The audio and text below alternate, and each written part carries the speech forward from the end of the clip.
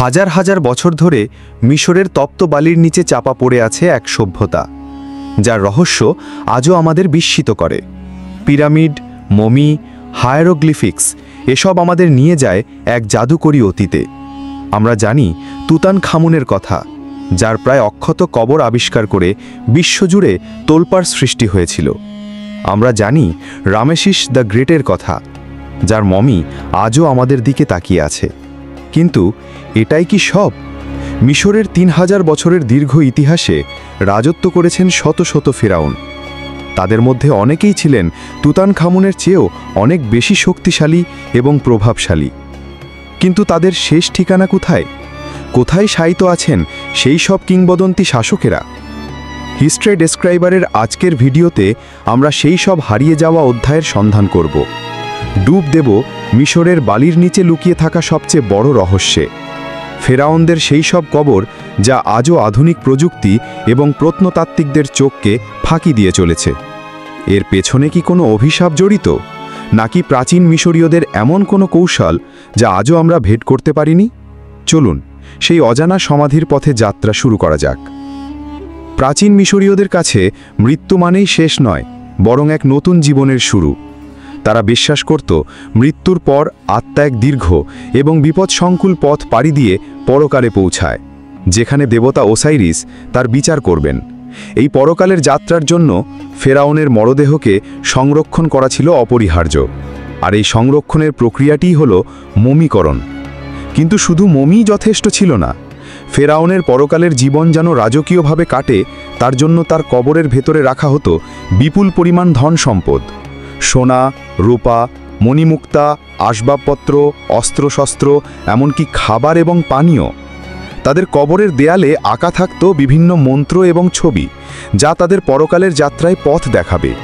তাই একজন ফেরাউনের কবর ছিল শুধু একটি সমাধিস্থল নয়, এটি ছিল তার অনন্তকালীন মহাজাগতিক যাত্রার একটি প্রবেশদ্বার। প্রথম দিকে ওল্ড কিংডমের ফেরাউনরা তাদের বিশালত্বের প্রতীক হিসেবে নির্মাণ করেছিলেন পিরামিড। তারা ভেবেছিলেন এই বিশাল স্থাপনা তাদের কবরকে চিরকাল সুরক্ষিত রাখবে। কিন্তু তারা ভুল ভেবেছিলেন। পিরামিডের বিশাল আকৃতি চোর এবং ডাকাতদের জন্য সবচেয়ে বড় বিজ্ঞাপন হয়ে ওঠে। নির্মাণের কয়েকশো বছরের মধ্যেই প্রায় সমস্ত পিরামিডের ভেতরের সম্পদ লুট হয়ে যায়। এই অভিজ্ঞতা থেকে শিক্ষা নিয়ে নিউ কিংডমের ফেরাউনরা এক নতুন কৌশল গ্রহণ করেন। তারা লোকচক্ষুর আড়ালে থিবসের কাছে এক নির্জন পাথুরে উপত্যকায় তাদের কবর তৈরি করা শুরু করেন। এই জায়গাটি আজ ভ্যালি অব দ্য কিংস বা রাজাদের উপত্যকা নামে পরিচিত। এখানকার কবরগুলো বাইরে থেকে বোঝার কোনো উপায় ছিল না। মাটির অনেক গভীরে পাথরের পাহাড় কেটে তৈরি করা হতো এই সমাধিগুলো, এবং প্রবেশপথগুলো কৌশলে সিল করে দেওয়া হতো। কিন্তু হাজার হাজার বছরের লোভ এবং মানুষের কৌতূহলের কাছে এই গোপনীয়তাও হার মানে। প্রাচীন কাল থেকেই কবর চোরেরা এই উপত্যকায় হানা দিয়েছে। এছাড়াও সময়ের সাথে সাথে বন্যা, ভূমিকম্প এবং বালির নিচে চাপা পড়ে অনেক কবরের প্রবেশপথ চিরদিনের জন্য হারিয়ে গেছে। ফলে আধুনিক প্রত্নতাত্ত্বিকদের জন্য এই কবরগুলো খুঁজে বের করা খড়ের গাধায় সুঁই খোঁজার মতোই এক কঠিন কাজ। আর এই হারিয়ে যাওয়া কবরগুলোর মধ্যেই লুকিয়ে আছে মিশরের সবচেয়ে বড় কিছু রহস্য। মিশরের ইতিহাসে এমন কিছু নাম রয়েছে যা সৌন্দর্যের সমার্থক হয়ে গেছে। তার মধ্যে অন্যতম হলেন রানী নেফরতিতি। তার নামের অর্থ একজন সুন্দরী এসেছেন। তিনি ছিলেন ফেরাউন আখেনাতেনের স্ত্রী এবং সম্ভবত তুতানখামুনের সৎ মা। তার অনিন্দ সুন্দর আবক্ষ মূর্তিটি আজ বার্লিনের জাদুঘরে লক্ষ লক্ষ মানুষকে আকর্ষণ করে। তিনি শুধু একজন সুন্দরী রানীই ছিলেন না, তিনি ছিলেন অত্যন্ত ক্ষমতাধর। তার স্বামী আখেনাতেনের ধর্মীয় বিপ্লবে তিনি এক গুরুত্বপূর্ণ ভূমিকা পালন করেছিলেন। কিন্তু এই কিংবদন্তি রানীর শেষ পরিণতি কি হয়েছিল? তার মমি কোথায়? তার কবর কোথায়? এই প্রশ্নগুলো মিশর বিদ্যার সবচেয়ে বড় অমীমাংসিত রহস্যগুলোর একটি। ফিরাউন আখেনাতেন মিশরের হাজার হাজার বছরের বহু দেবতার পূজার প্রথা বাতিল করে এক নতুন একেশ্বরবাদী ধর্মের প্রবর্তন করেন, যেখানে সূর্য দেবতা আতেন ছিলেন একমাত্র উপাস্য। তিনি রাজধানী থিবস থেকে সরিয়ে এক নতুন শহর অমারনাথে নিয়ে যান। নেফরতিতি ছিলেন এই বিপ্লবের সহশাসক। কিন্তু আখেনাতেনের মৃত্যুর পর এই ধর্মীয় বিপ্লব ব্যর্থ হয় এবং মিশর আবার পুরনো দেবদেবীদের পূজায় ফিরে যায়। পরবর্তী ফিরাউনরা আখেনাতেন এবং নেফরতিতিকে ধর্মদ্রোহী হিসেবে চিহ্নিত করে ইতিহাস থেকে তাদের নাম মুছে ফেলার চেষ্টা করে। নেফরতিতির সমাধির খোঁজে বিভিন্ন তত্ত্ব 1, তিনি কি ফিরাউন হয়েছিলেন? কিছু মিশরবিদ মনে করেন আখেনাতেনের মৃত্যুর পর নেফরতিতি নিজেই স্মেংখকারে নামে একজন পুরুষ ফিরাউন হিসেবে কিছুকাল রাজত্ব করেছিলেন। যদি তাই হয় তাহলে তার কবর হয়তো ভ্যালি অফ দ্য কিংসে অন্য কোনো ফিরাউনের মতোই তৈরি করা হয়েছিল, যা আজও আবিষ্কৃত হয়নি। তত্ত্ব 2, আমারনাথে সমাহিত। আরেক দল মনে করেন তাকে হয়তো তাদের নতুন রাজধানী আমারনাথেই কোনো গোপন স্থানে সমাহিত করা হয়েছিল, কিন্তু আমারনার রাজকীয় কবরগুলো পরবর্তীকালে নামেরেনা ধ্বংস করে দেওয়া হয়, তাই সেখান থেকে কিছু খুঁজে পাওয়া প্রায় অসম্ভব। তত্ত্ব 3, তুতানখামুনের কবরে লুকিয়ে। সবচেয়ে চাঞ্চল্যকর তত্ত্বটি দিয়েছেন ব্রিটিশ প্রত্নতাত্ত্বিক নিকোলাস রিভস। 2015 সালে তিনি তুতানখামুনের কবরের দেওয়ালের হাই রেজলিউশন স্ক্যান বিশ্লেষণ করে দাবি করেন যে দেওয়ালের প্লাস্টারের নিচে 2টি গোপন দরজার অস্তিত্ব রয়েছে। তার মতে তুতানখামুনের কবরটি আসলে ছিল অনেক বড় একটি সমাধিক্ষেত্রের একটি অংশ মাত্র, যা মূলত নেফরতিতির জন্য তৈরি করা হয়েছিল। তুতানখামুনের আকস্মিক মৃত্যুর পর তার কবরের বাইরের অংশটি তড়িঘড়ি করে ব্যবহার করা হয় এবং ভেতরের আসল চেম্বারে নেফরতিতি শায়িত আছেন। যদিও পরবর্তী রাডার স্ক্যানগুলো এই তত্ত্বকে পুরোপুরি সমর্থন করেনি, কিন্তু এটি বিশ্বজুড়ে এক বিশাল আলোড়ন সৃষ্টি করেছিল। নেফরতিতির হারিয়ে যাওয়া কবর আজও প্রত্নতাত্ত্বিকদের কাছে এক সোনার হরিণের মতো, যার আবিষ্কার মিশরের ইতিহাস সম্পর্কে আমাদের ধারণাকেই হয়তো বদলে দিতে পারে। রামেসিস এই নামটি শুনলেই আমাদের মনে পড়ে রামেসিস দ্য গ্রেট বা দ্বিতীয় রামেসিসের কথা, যিনি ছিলেন নিউ কিংডমের সবচেয়ে শক্তিশালী এবং বিখ্যাত ফিরাউন। তার শাসন আমলে মিশর ক্ষমতা এবং সমৃদ্ধির শীর্ষে পৌঁছেছিল, কিন্তু তার মৃত্যুর পর থেকেই ধীরে ধীরে মিশরের পতন শুরু হয়। রামেসিস নামধারী পরবর্তী ফিরাউনরা ছিলেন তুলনামূলকভাবে দুর্বল এবং তাদের শাসন আমল ছিল অভ্যন্তরীণ কোন্দল এবং অর্থনৈতিক সমস্যায় জর্জরিত। এই ক্রান্তিকালের একজন শাসক ছিলেন রামেসিস অষ্টম। তিনি ছিলেন বিংশ রাজবংশের একজন ফিরাউন, কিন্তু তার সম্পর্কে আমরা প্রায় কিছুই জানি না। তিনি কতদিন রাজত্ব করেছিলেন, কিভাবে মারা গিয়েছিলেন, সবই রহস্যে ঘেরা। আর সবচেয়ে বড় রহস্য হল তার কবর কোথায়। ভ্যালি অফ দ্য কিংসে রামেসিস নামধারী প্রায় সমস্ত ফিরাউনের কবর আবিষ্কৃত হয়েছে, শুধু রামেসিস অষ্টম ছাড়া। তার মমিও আজ পর্যন্ত খুঁজে পাওয়া যায়নি। তাহলে কোথায় গেলেন রামেসিস অষ্টম? একটি বেনামি কবর? প্রত্নতাত্ত্বিকরা ভ্যালি অফ দ্য কিংসে এমন কিছু কবর আবিষ্কার করেছেন যেগুলোর মালিকের পরিচয় জানা যায়নি। হতে পারে এর মধ্যে কোনো একটি কবর রামেসিস অষ্টমের, কিন্তু তার নাম বা কোনো চিহ্ন সেখান থেকে মুছে ফেলা হয়েছে বা সময়ের সাথে নষ্ট হয়ে গেছে।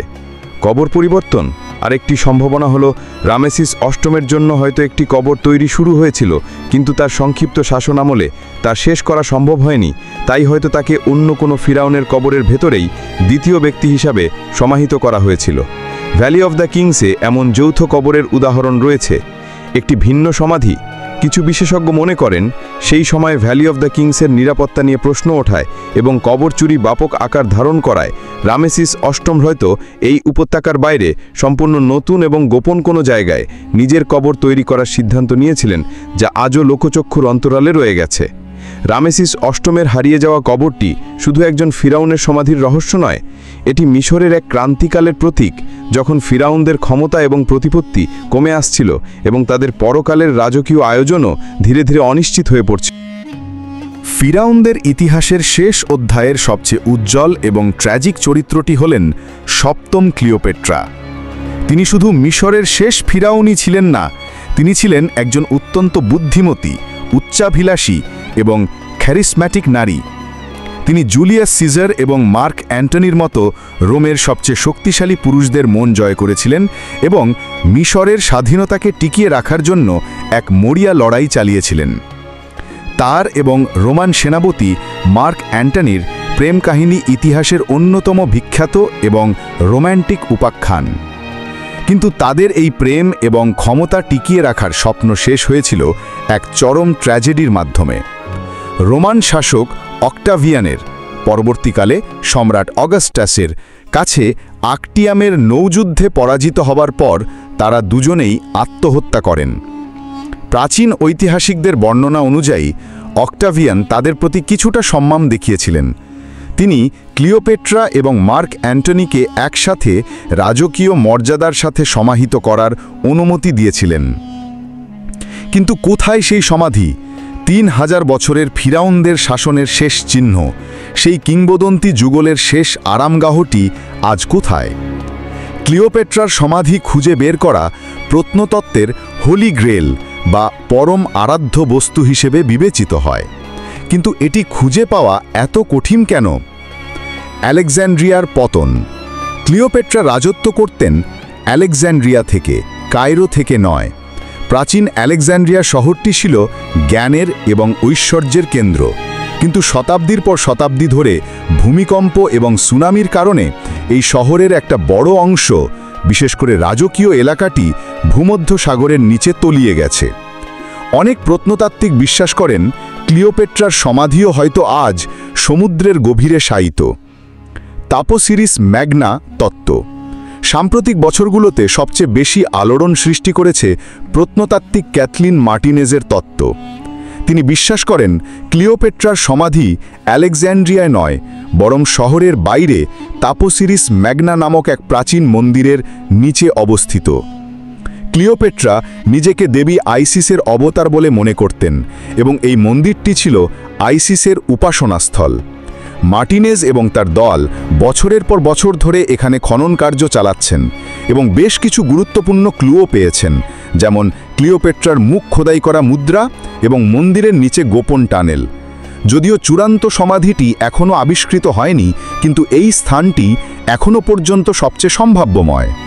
ক্লিওপেট্রা এবং মার্ক অ্যান্টনির কবর আবিষ্কার হলে তা শুধু প্রত্নতাত্ত্বিক দিক থেকেই গুরুত্বপূর্ণ হবে না, এটি পৃথিবীর ইতিহাসের অন্যতম সেরা প্রেম এবং ট্র্যাজেডির এক জীবন্ত স্মারক হয়ে উঠবে। ফিরাউনদের হারিয়ে যাওয়া কবরগুলো কি চিরকাল রহস্যই থেকে যাবে? হয়তো নয়। আধুনিক প্রযুক্তি প্রত্নতাত্ত্বিকদের হাতে তুলে দিয়েছে এমন সব সরঞ্জাম যা একসময় কল্পনারও বাইরে ছিল। স্যাটেলাইট প্রত্নতত্ত্ব। মহাকাশ থেকে ইনফ্রারেড স্যাটেলাইট ব্যবহার করে প্রত্নতাত্ত্বিকরা এখন মাটির নিচের তাপমাত্রা এবং ঘনত্বের পার্থক্য বিশ্লেষণ করতে পারেন। এর মাধ্যমে তারা বালির নিচে চাপা পড়া প্রাচীন স্থাপনা বা সমাধির সম্ভাব্য অবস্থান শনাক্ত করতে পারছেন। গ্রাউন্ড পেনিট্রেটিং রাডার বা জিপিআর। এই প্রযুক্তি ব্যবহার করে মাটির নিচে রাডার তরঙ্গ পাঠিয়ে কোনো ধরনের খনন কার্য ছাড়াই ভেতরের সংরচনার একটি 3D ছবি তৈরি করা যায়। এর মাধ্যমেই তুতানখামুনের কবরের গোপন চেম্বারের তত্ত্বটি পরীক্ষা করা হয়েছিল। ডিএনএ বিশ্লেষণ। যদি কোনো বেনামি মমি পাওয়া যায়, তাহলে আধুনিক ডিএনএ প্রযুক্তির মাধ্যমে তার বংশ পরিচয় এবং অন্যান্য পরিচিত ফিরাউনদের সাথে তার সম্পর্ক নির্ণয় করা সম্ভব। এর মাধ্যমেই হয়তো আমরা নেফেরতিতি বা রামেসিস অষ্টমের মমিকে শনাক্ত করতে পারব। তবে প্রযুক্তি শেষ কথা নয়। আসল চ্যালেঞ্জটি হল মিশরের বিশাল মরুভূমি এবং সময়ের অতল গহ্বরে হারিয়ে যাওয়া সূত্রগুলোকে খুঁজে বের করা। প্রতিটি নতুন আবিষ্কার আমাদের ইতিহাসের একটি নতুন পাতা খুলে দেয়, আবার একই সাথে জন্ম দেয় আরও অনেক নতুন প্রশ্নের। ফিরাউনদের হারিয়ে যাওয়া কবরগুলো শুধু সোনাদানা বা মমির ভাণ্ডার নয়, এগুলো এক একটি টাইম ক্যাপসুল, যা একটি মহান সভ্যতার বিশ্বাস, শিল্প, জ্ঞান এবং জীবনযাত্রার অমূল্য তথ্য বহন করছে। নেফেরতিতির সৌন্দর্য, রামেসিস অষ্টমের বিস্মৃতি আর ক্লিওপেট্রার ট্র্যাজেডি, এই সবই মিশরের বালির নিচে আমাদের আবিষ্কারের অপেক্ষায় রয়েছে। যতদিন পর্যন্ত এই রহস্যগুলোর সমাধান না হচ্ছে, ততদিন পর্যন্ত মিশর আমাদের হাতছানি দিয়ে ডাকবে। প্রত্নতাত্ত্বিক এবং স্বপ্নবিলাসীরা প্রজন্ম থেকে প্রজন্মান্তরে এই মরুভূমিতে ছুটে আসবে, এই আশায় যে হয়তো তারাই হবে সেই ভাগ্যবান ব্যক্তি যে 1000 বছরের ঘুম ভাঙিয়ে এক হারিয়ে যাওয়া ফিরাউনকে আবার পৃথিবীর সামনে নিয়ে আসবে। কারণ ইতিহাস তার সমস্ত রহস্যকে কখনোই পুরোপুরি প্রকাশ করে না, কিছু সে জমিয়ে রাখে ভবিষ্যতের জন্য।